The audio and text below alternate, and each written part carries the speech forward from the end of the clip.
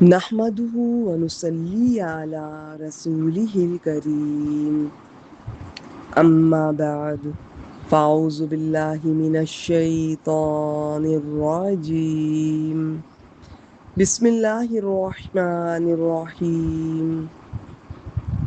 آج انشاءاللہ تعالی بإذن اللہ ہم لفظ با لفظ ترجمۃ القرآن کے سلسلے میں سورۃ البقرہ کی اگلی آیت کریمہ 211 کے بارے میں جانیں گے۔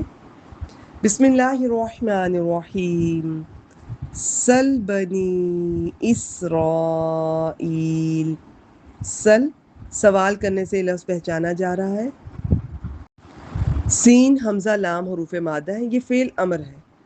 کچھ فعل امر اس طرح ہیں کہ انہیں بس اسی طرح آپ سمجھ لیجئے، یاد کر لیجئے، ان کا کوئی میں آپ کو سٹرکچر شیپ اس طرح سمجھا نہیں پاؤں گی۔ پوچھ لیجئے بنی اسرائیل، دونوں اسم ہیں، بنی اسرائیل سے۔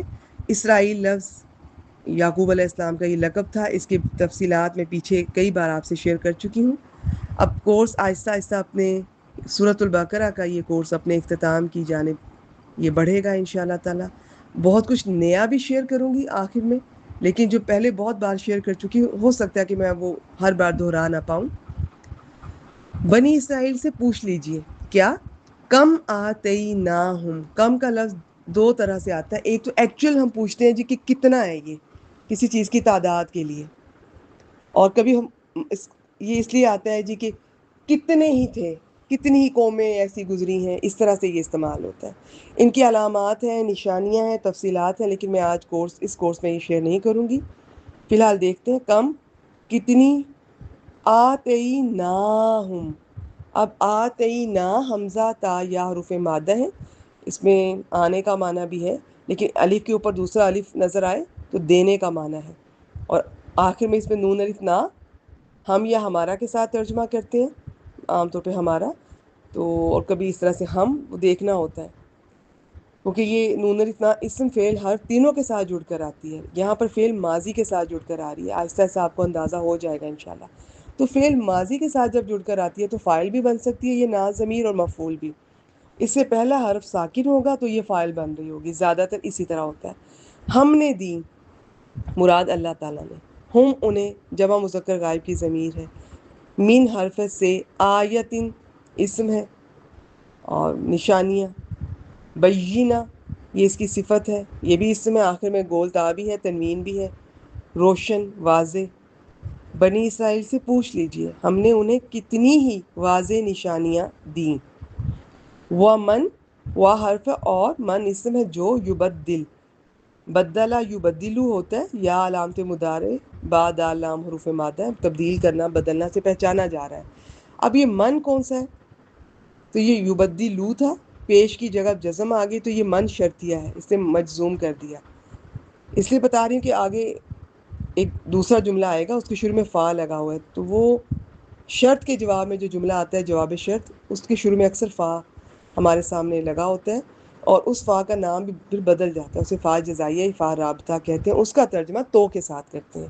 اور جو کوئی بدل دے نعمت اللہ، دونوں اسم اللہ کی نعمت کو، من بعد ما اس کے بعد جو، جاءت ہو جاءت یہ میں پیچھے بھی ذکر کر چکی تھی، جیم یا حمزہ حروف مادہ ہے، لمبی تا ہے جزم والی، فعل ہے، فعل ماضی، تو اور یہ ضمیر کے ساتھ آئیے تو چھوٹی ہو گئی ہے۔ اس کے بعد جو وہ آ گئی، مراد وہ نعمت، ہو اس کے پاس، فَإِنَّ اللَّهَ فَإِنَّ اور بی انا، ان کو اسی طرح یاد کر لیں، ان کا مطلب ہوتا ہے کیونکہ۔ اچھا، اب یہاں چھوٹی سی بات ہے، ہو سکتا ہے اس فا کا ترجمہ آپ سوچ رہے ہو کہ یہی فا جزائیہ فا رابطہ ہے، فَإِنَّ اللَّهَ تو بے شک اللہ، شدید العقاب بہت سخت سزا والا ہے۔ چونکہ یہ ایڈوانس عربی گرامر کا کورس نہیں ہے جسے ہم اعراب القرآن کے طور پر ہم لے کر چلتے ہیں، گرامیٹیکل انالیسس کرتے ہیں، اس میں ہم ان باریکیوں کو دیکھتے ہیں کہ یہ فا واقعی وہ ہے جو جواب شرط میں آ رہا ہے، یا جواب شرط والا چھپا ہوا ہوتا ہے، اس کے بعد پھر وجہ بتانے کے لیے بھی ایک فا آتا ہے، تو فا انا کا مطلب ہوتا ہے کیونکہ۔ تو یہ صرف آپ کو آئیڈیا دے رہی ہوں کہ یہ آیات جتنی سمپل لگ رہی ہوتی ہے نا تو اتنی ہوتی نہیں ہے، لیکن ہم نے کیونکہ کورس کے مطابق ہم نے بات اتنی کرنی ہوتی ہے نہ اسٹوڈنٹس کو مشکل لگے نہ بوجھل لگے، تو اس کو بعض کہہ دیتے ہیں کہ جی وفا جزائیہ یا رابطہ ہے، تو کے ساتھ ترجمہ کر لیں تو اللہ، تو یقیناً اللہ بہت سخت سزا والا ہے۔ بعض کہتے ہیں نہیں وہ یہاں پہ چھپا ہوا ہے، وہ یہاں نظر نہیں آ رہا، یہ بعد میں بتایا ہے کہ کیونکہ اللہ بہت سخت سزا والا ہے۔ تو یہ کبھی مجھے موقع ملا تو تفصیل سے انشاءاللہ کوئی آیت کریمہ اس طرح میں بتاؤں گی آپ کو۔ اللہ تعالیٰ نے پہلی امتوں کے مطالبے پر یا مطالبے کے بغیر انبیاء کو کئی معجزے عطا فرمائے، مگر جب وہ معجزے دے کر بھی وہ ایمان نہ لائے تو ان پر مختلف عذاب آئے، جیسے قوم سمود اور قوم فرعون اور بنی اسرائیل۔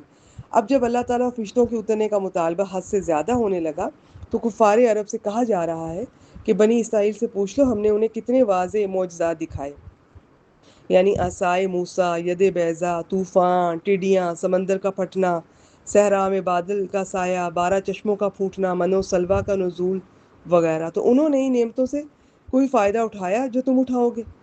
پھر نعمتوں کی ناشکری کا نتیجہ تو عذاب ہی ہے۔ تو یہ تھی آج کی آیت کریمہ۔ اب میں نے فی الحال یہ سورۃ البقرہ کا ہی کورس کریں گے، کبھی اللہ تعالیٰ نے توفیق دی تو اس سلسلے کو آگے بڑھائیں گے، لیکن میرا یہ ماننا ہے کہ سورۃ البقرہ کسی کورس کے سلسلے میں اگر آپ وہی کر لیتے ہیں تو کافی ہو جاتی ہے۔ سنجیدگی سے کریں، بہت کچھ ابھی اور بھی نئے قواعد جاتے جاتے آپ سے شیئر کروں گی انشاءاللہ تعالیٰ۔ پھر کبھی اگر آپ نے عربک گرامر کا کورس کیا تو زیادہ فائدہ ہوگا، یا اس کے ساتھ اس کورس کو کریں گی تو ڈبل سمجھ آئے گی۔ تو اللہ تعالیٰ سے دعا ہے اللہ تعالیٰ ہم سب کو شرح صدر عطا کریں اور نفع بخش علم عطا کریں، اور ہم سے ہماری کوششوں کو قبول فرما لیں۔ وآخر دعوانا ان الحمد للہ رب العالمین۔